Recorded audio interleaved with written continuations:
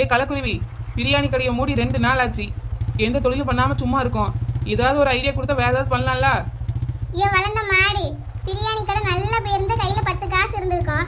வேற ஏதாச்சும் செஞ்சு பொழைச்சிருக்கலாம். அதான் கடை நாசமா போச்சே. கையில துட்டே இல்ல, என்னத்த செய்வா நீ?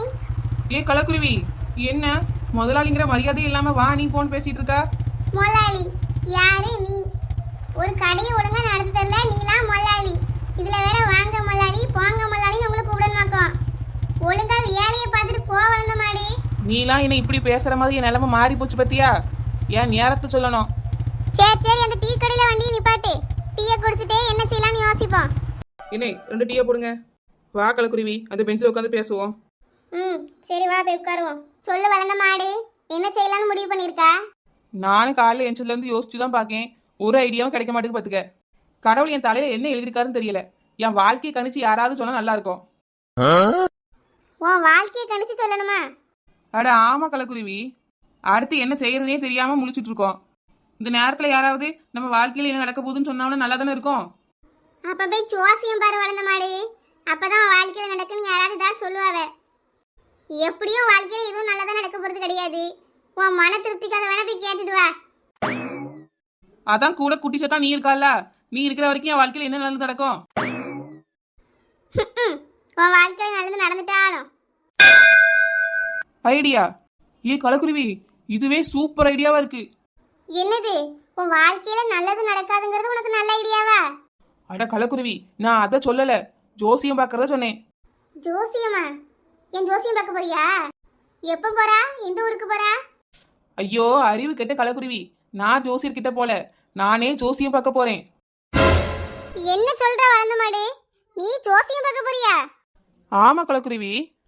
ஏன் அறிவு கிட்ட வளர்ந்த மாடு, உனக்கு அறிவு இருக்கா இல்லையா? ஜோசியம் பார்க்க போறேன்னு சொல்றா, அத பத்தி உனக்கு ஏதாவது தெரியுமோ? இல்ல கலக்குருவி, எதுவும் தெரியாது. பிறவே ஜோசியம் பார்க்க போறேன்னு சொல்றா. நம்ம எதிர்காலமே இங்க பப்பரப்பேன்னு கிடக்கு. இதுல நீ அடுத்த எதிர்காலத்தை பத்தி சொல்ல போறியோ? ஏ கலக்குருவி, நீ கோவப்படாத. எப்படியும் ஜோசியம் பார்த்தா நல்ல காசு தான் கிடைக்கும். நம்மளுக்கு எப்படி என்ன பண்றதுன்னு தெரியாம முழிச்சிட்டு இருக்கோமோ அதே மாதிரி தான் இந்த ஒரு உலகத்துல எல்லாரும் முழிச்சிட்டு இருப்பாவ. அப்படிப்பட்ட ஆள் தான் நம்மள தேடி வரும் கலக்குருவி. நம்ம அவியலுக்கு ஒரு நல்ல யோசனை சொல்ல போறோம். அந்த நல்ல யோசனையே அவிய ஜோசியம் நம்பிட்டு போக போறாவ. இதனால நம்மளுக்கு ஒரு சின்ன அமௌண்ட் கிடைக்க போகுது. ஆமா, 10 ரூபா தருவாவே, அதை வச்சு பண்ரோட்டி வாங்கி திம்பியோ? பண்ரொட்டியோ பஞ்சு மெத்தையோ எதுவும் நம்ம பண்ணி பார்த்தா தான் தெரியும் கலக்குருவி. பண்றதுக்கு முன்னாடியே சரி வராது நீ எப்படி முடிவெடுக்கா? ஆமா, நீ பெரிய ஐடியா மணி. எல்லாருக்கும் யோசனை சொல்லுவா. உனக்கே யோசனைக்கு வழி இல்லாம தான் ஜோசியம் பார்க்கட்டுமான்னு கேட்கா. நீ வேணா பாரு கலக்குருவி, இதுல நமக்கு நிறைய காசு கிடைக்க போகுது. என்னைக்கு தான் நீ நான் சொல்றது கேட்டிருக்கா? உனக்கு தோன்றதானே செய்யற, இதையும் செஞ்சு தோலை. அப்புறம் என்ன, மல்லாளியும் மல்லாளியும் கூப்பிடணுமா? இல்ல, வேற மாதிரி கூப்பிடணும். வேற மாதிரினா எப்படி? சுவாமிஜி, இந்த குருஜி, இந்த மாதிரி மரியாதையா கூப்பிடணும். உன் மரியாதைக்கு தான் இப்ப குறைச்சல். எல்லாம் என் நேரம், கூட்டு தொலைக்கிறேன். சரி வா கலக்குருவி, ஜோசியம் பார்க்கறதுக்கு தேவையான பொருள் எல்லாம் வாங்கணும். டீயை குடிச்சு வேகமா போவோம். அதான் முடிவு பண்ணிட்டியே, போய் தொலைவான்.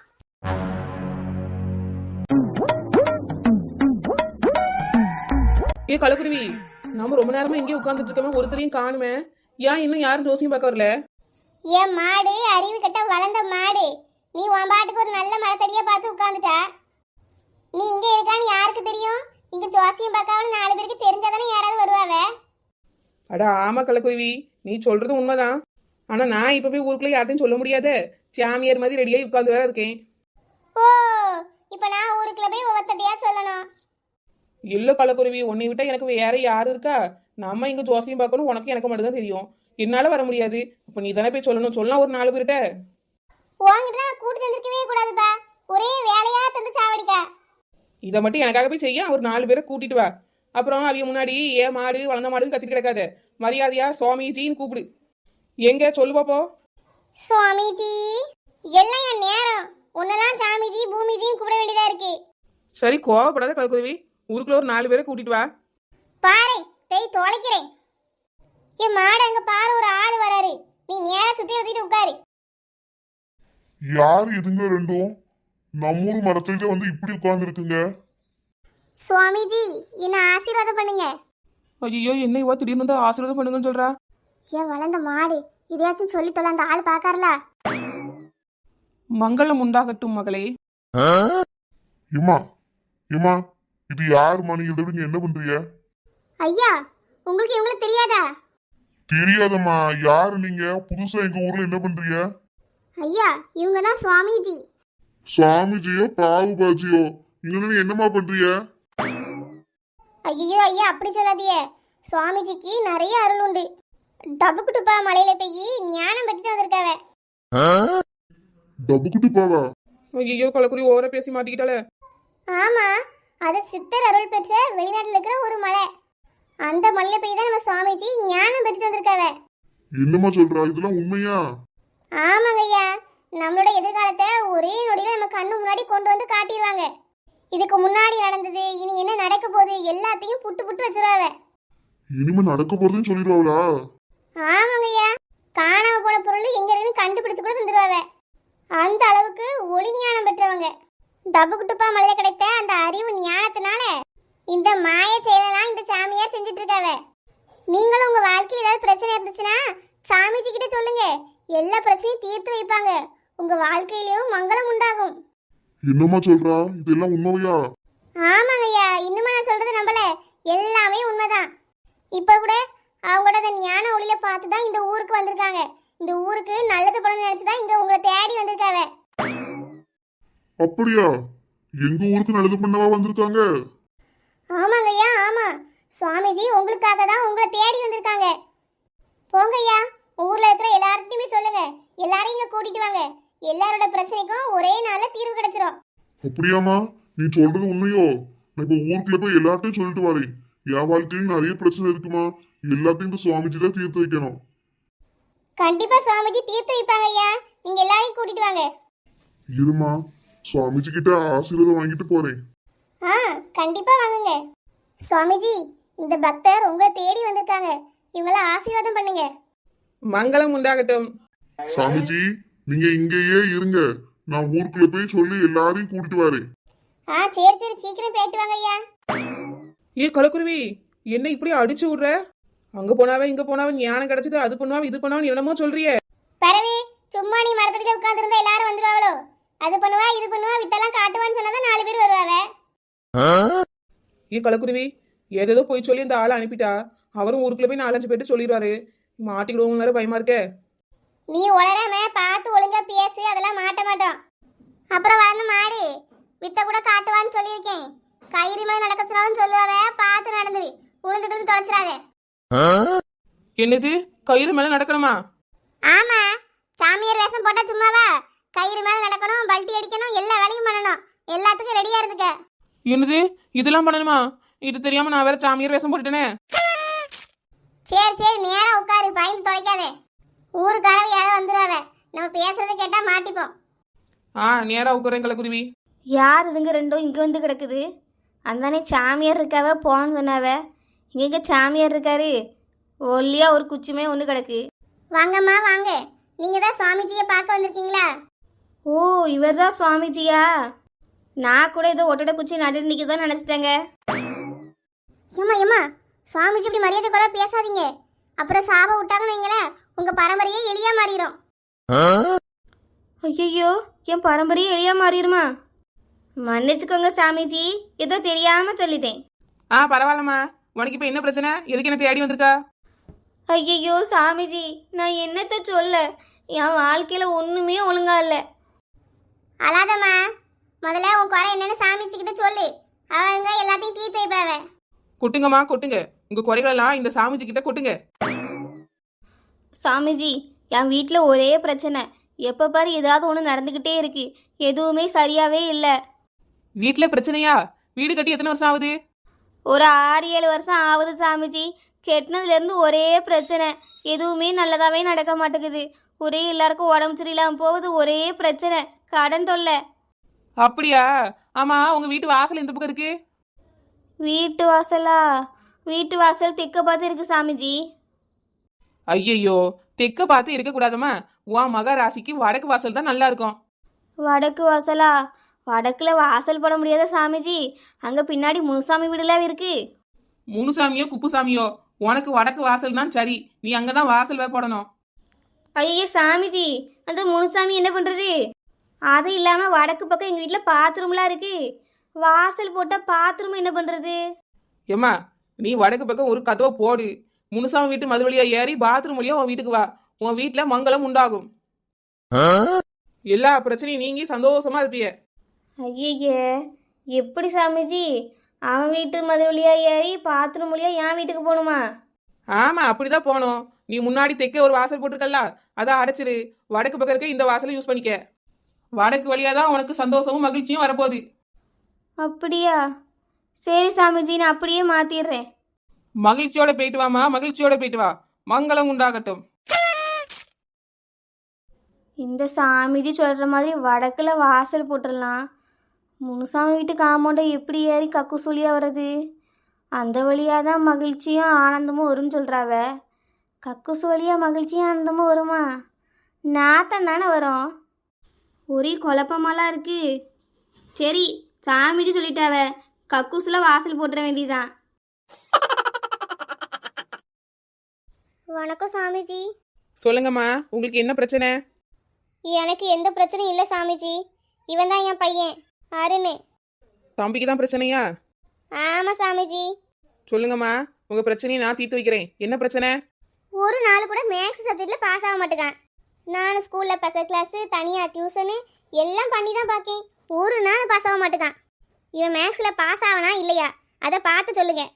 முகத்தை பார்த்தே ஒருத்தரோட எதிர்காலத்தை பத்தி கரெக்டா சொல்லிடுவேன். உங்க பையன் கண்டிப்பா ஒரு நாள் மேக்ஸ் சப்ஜெக்ட்ல பாஸ் ஆவாமா? அப்படியா? கண்டிப்பாக என் பையன் பாஸ் ஆயிடுவானா? ஆமாமா, நம்புங்க நம்புங்க. அதுக்கு நீங்க ஒரே ஒரு பரிகாரம் மட்டும் பண்ணணும். என்ன பண்ண சாமிஜி சொல்லுங்க, அப்படியே நான் பண்ணிடுறேன். வார வாரம் வெள்ளிக்கிழமையானா மேக்ஸ் புக்கில் விளக்கேற்றி வச்சு விடிய விடிய படிக்கணும். அப்படி படிச்சானா உங்க பையன் ஒரே வாரத்தில் மேக்ஸ் சப்ஜெக்ட்ல பாஸ் ஆயிடுவான். அப்படியா சாமிஜி? மேக்ஸ் புக்கில் விளக்கேற்றணும். கண்டிப்பாக ஏற்றிடுறேன் சாமிஜி. அப்புறம் சாமிஜி, என் புருஷனுக்கு சரியாக வேலை தொழில் இல்லை பார்த்துக்காங்க. என்ன பண்ணால் அவளுக்கு வேலை கிடைக்கும்? வேலை வேண்டி வந்து நிக்கிறியம்மா. வார வாரம் வியாழக்கிழமானா வேலை இல்லாமல் வெட்டியே திரிய 7 பேருக்கு பிரியாணி வாங்கி போடுமா. அப்படி போட்டால் என்ன ஆகும் சாமிஜி? உன் கையில் இருக்கிற காசும் காலியாகி நீ ஆண்டி ஆயிடுவா. வாய மூடு கலக்குருவி. வேலை இல்லாதவங்களுக்கு வியாழக்கிழமை பிரியாணி வாங்கி போடுமா. கண்டிப்பா உன் புருஷனுக்கு வேலை கிடைச்சிரும். சரிங்க சாமிஜி, ரொம்ப நன்றி. சரிங்கம்மா, பத்திரமா போயிட்டு வாங்க. மங்களம் உண்டாகட்டும். சாமி வணக்கம். நான் இந்த ஊரில் தான் இருக்கேன். பெயிண்ட் அடிக்கிற தொழில் பண்ணிட்டு இருக்கேன். இப்போ நம்ம 4வது தெரு இருக்கிற மாரிச்சாமி வீட்டில் தான் பெயிண்ட் அடிச்சிட்டு இருக்கேன். அப்படியா? உங்களுக்கு என்ன பிரச்சனை? 2 நாளா எனக்கு வயிறு சரியில்லை. ஒரே வயித்தால போயிட்டே இருக்கு. நிக்க முடியல, நடக்க முடியல. என்ன பண்றதுன்னு தெரியல. அதான் உங்களை தேடி வந்திருக்கேன். அட பைத்தியக்காரா, உடம்பு சரியில்லைன்னா ஆஸ்பத்திரிக்கு போ. இவ ஒரு ஆள் இவளை தேடி வந்திருக்கா. இவாளே ஒரு டுபாக்கூரு. அப்படியா? 2 நாளா வயிறு சரியில்லை. கடைசியா என்ன சாப்பிட்டிய? 2 இட்லி தான் சாமி சாப்பிட்டேன். என்னது, 2 இட்லி சாப்பிட்டீங்களா? என் ஓலைப்படி, என் சுத்தி சொல்ற கருத்துப்படி நீங்க 2 இட்லி சாப்பிட்டுருக்க கூடாது, 3 இட்லியே சாப்பிட்டுருக்கணும். அப்படி சாப்பிட்டுருந்தீங்கன்னா உங்களுக்கு இந்த வயிறு வலி பிரச்சனையே வந்திருக்காது. அப்படியா? 3 இட்லி சாப்பிட்டுருந்தா பிரச்சனையே வந்திருக்காதா? ஆமா, வந்திருக்காது. இதுக்கு ஒரு பரிகாரம் இருக்கு. அதை பண்ணுங்க, உங்களோட எல்லா பிரச்சனையும் சரியாயிரும். சொல்லுங்க சாமிஜி. ஒரு 16 இட்லிய நடு ராத்திரியில உட்காந்து தின்னுங்க. சட்னி சாம்பார் எதுவும் ஊற்றக்கூடாது. ஐயே சாமிஜி, வெறும் இட்லி எப்படி சாமிஜி திங்கிறது? உங்களுக்கு வயித்தால போதில்ல, அது சரியாகும்னா இந்த 16 இட்லியை நடுராத்திரி எந்திரிச்சு விழுங்குங்க. சரி சாமிஜி, செய்றேன்.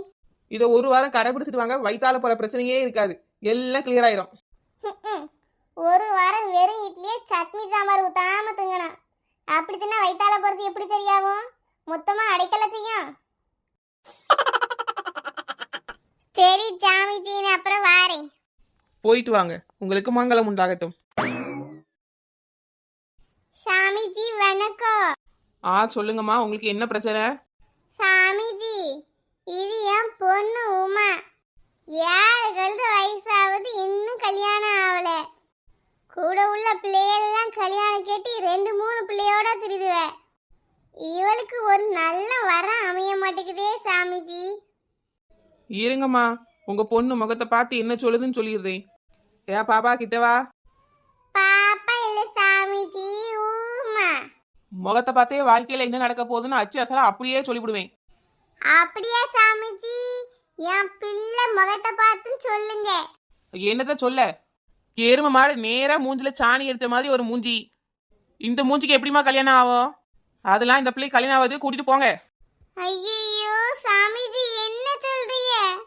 என் மவளுக்கு கல்யாணம் ஆகாதா? ஆமாம்மா, அப்படிதான் மகர ராசி சொல்லுது. இத மாத்துறதுக்கும் ஒரு வழி இருக்கு, பரிகாரம் இருக்கு. அப்படியா சாமிஜி? என்னன்னு முதல்ல சொல்லுங்க. உங்க வீட்டோட முக அமைப்பை மாத்துங்கம்மா. உங்க வீட்டு வாசல் வடக்க தானே இருக்கு. ஆமா சாமிஜி. அத பார்த்து கிழக்க போடுங்க. சூரிய ஒளி உங்க வீட்டுக்குள்ள வரும்போது எல்லா தீய சக்தியும் அழிஞ்சு போயிடும். உங்க மவளுக்கும் கல்யாணம் ஆயிரும். வார வாரம் உன் மகளை கூட்டிட்டு போய் டபுக் டப்பா மலை உச்சில போய் மொட்டை அடிங்க. அதுக்கு அடுத்த வாரம் கல்யாணம் ஆயிரும். ஒரே வருஷத்துல நீங்க பாட்டி ஆயிருவீமா. அப்படியா சாமிஜி? இப்பதான் என் வயித்துல பால வாத்திய. ரொம்ப நன்றி சுவாமிஜி, ரொம்ப நன்றி. பரவாயில்லம்மா, பார்த்து போயிட்டு வாங்க. அடுத்த வருஷம் உங்க பேர பிள்ளையோட சந்திப்போம். மங்களம் உண்டாகட்டும். சாமிஜி, எனக்கு ஒரு டவுட். கேளுமா கேளு. வார வாரம் மலையில போய் மொட்டை அடின்னு சொல்லுறிய, மொட்டை மண்டையா இருக்கும்போது யார் என்ன கல்யாணம் பண்ணிப்பா? கவலைப்படாதம்மா. வார வாரம் மொட்டை அடிச்சாலும் மங்களம் ஆசீர்வாதம் உன் கூட இருக்கிறதுனால தினம் தினம் காடு மாதிரி முடி வளருமா, காடு மாதிரி வளரும். அதுல எந்த சந்தேகமும் இல்ல. நீ வார வாரம் முடி வெட்டலாம். என்ன சாமிஜி பீல விடுறிய? அது எப்படி வார வாரம் மொட்டை போட்டுட்டே இருந்தா முடி அடர்த்தியா வளரும்? பொய் சொல்லாதிய. ஐயோ கலக்குருவி, என்ன எதிர்த்து கேள்வி கேட்கா? ஐயோ அம்மா, பார்த்து பேசுங்கம்மா. உங்க மகா எப்படி பேசுறான்னு பாருங்க. சாமிஜி முன்னாடி இப்படியா பேசுவீங்க? அவளை பார்த்து பேச சொல்லுங்கம்மா. உங்க மகளா தவளையா மாத்திருவாரு. ஐயோ தவளையா?